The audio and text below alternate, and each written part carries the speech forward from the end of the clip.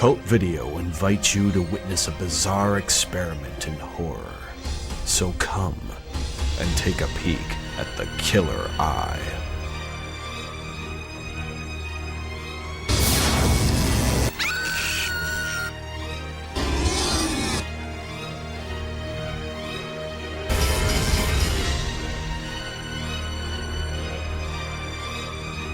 For the cast and crew, making this film provided more than its share of eye-opening revelations into the oddities that lurk around each corner and the perversions which have escaped from the 8th dimension. Well, I'm Jonathan Norman, and I played Jordan Grady. My boss, Doc Grady, was just kind of a mad scientist. And she's like paying for all of his little experiments and stuff because he said he's going to be rich.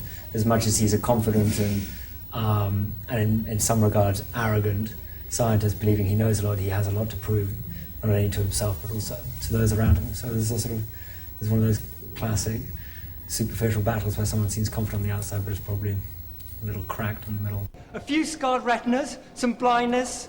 Now that's the sort of stuff I'm used to dealing with. This whole giant eyeball is a new one on me. It's about this scientist, and he wants to make a formula so that people can see into the spiritual dimension, so that they can see, you know, everything that's really going on that we can't see with our 5 senses. It's essentially the spiritual world, the world beyond ours anyway. And through his experiment, his devices and chemicals and all these things, he hopes to allow someone to essentially, remain within their body but exit to see this 8th dimension, this nirvana. Which, you know, I think is a really cool idea, you know? I'd really like to find that. All that mumbo-jumbo about the 8th dimension? Yeah, sure. But meanwhile, you got a dead kid's body stashed up in the attic with creepy Bill, and you don't even know if he saw anything before he died. Oh, he did see something. Huh? I was always with the doctor, always helping him out because he needed my help. I was his assistant, that's what he was paying me for. But his wife kind of hates him for it, hates the doctor. It's not that bad. You make it sound like I'm at his beck and call 24 hours a day. I need your assistance up in the lab immediately. Jane is married to a scientist, and this experiment goes really kind of bad, and I'm caught in the middle of it, sexually. When you got these two druggies, Tom and Joe, just having sex and taking drugs all the time. Did that hurt? Yeah, but just the right side. Just the right side. It's working. Basically a drug addict, wasted the whole time, and he had his best friend Tom, and he had Jackie coming over all the time, and did a bunch of drugs, and we're always gone, so they didn't know the difference if he was higher or somewhere else. They're hilarious, because they're like, you know, because like I was saying, they were like all acting like they're wasted all the time, and I'm trying to have sex with them, and they keep throwing me out, and I'm all irritated and mad, and it was just hilarious, you know? Well, I'm high maintenance. You sure your husband's okay with this? I mean, the 3 of us?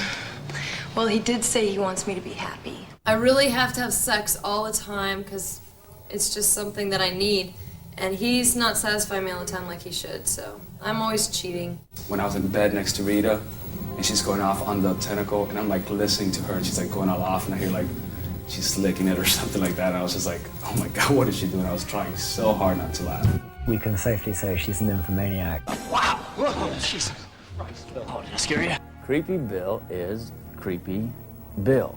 That's exactly who he is, just a pigment of my imagination. Just some weirdo living in the dumpster out back or up in the attic or wherever he lived and just acting all weird. Creepy Bill and Grady have this notion where Creepy Bill has done a lot with science as well, but his way of communicating that is in a rather mystic manner. What were you thinking about? Please don't ask him. About death and life and elective brain surgery and how maybe, just maybe they all kind of fit together like a jigsaw puzzle. So at that point, all those psychology years were just thrown in the garbage. Let them all come out. He was hilarious because he kept flirting with me and slapping my ass. She's an ugly, ugly person, terrible body. It was fun working with him again. I love working with people that I've worked with before, and especially, you know, if you get along and the chemistry's there. No sense of humor. It's drudgery. It was just hilarious. We just had a great time the whole time. But I would really recommend people not working with her. It's terrible. Because when you tell on others, you're really just telling on yourself, Doc.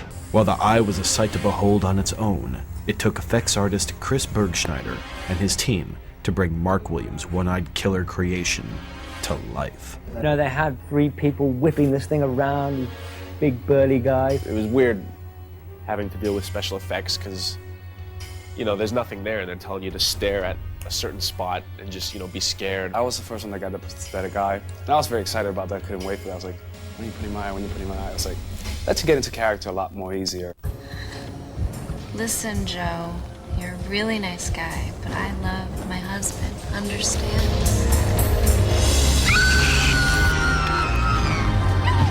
The shower scene is pretty weird.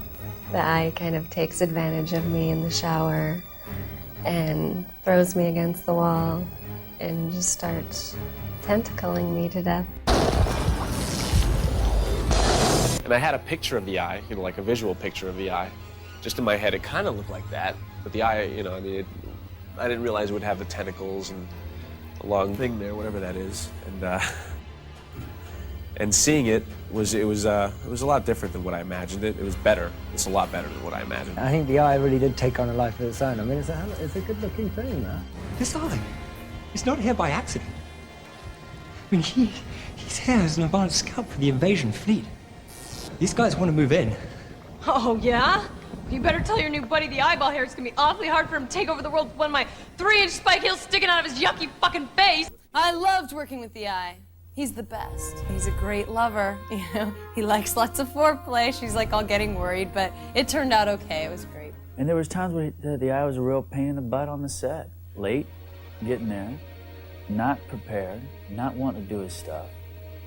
And, you know, you gotta be a professional. I don't know about this guy working again.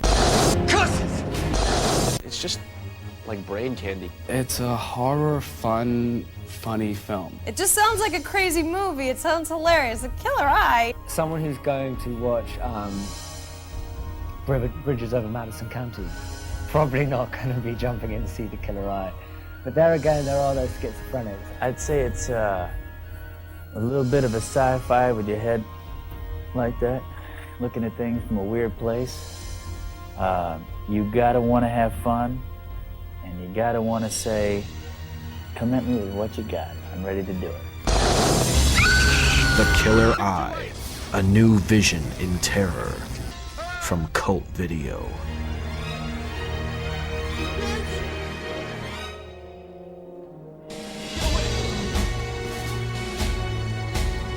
Don't think a little romance is going to cheer me up.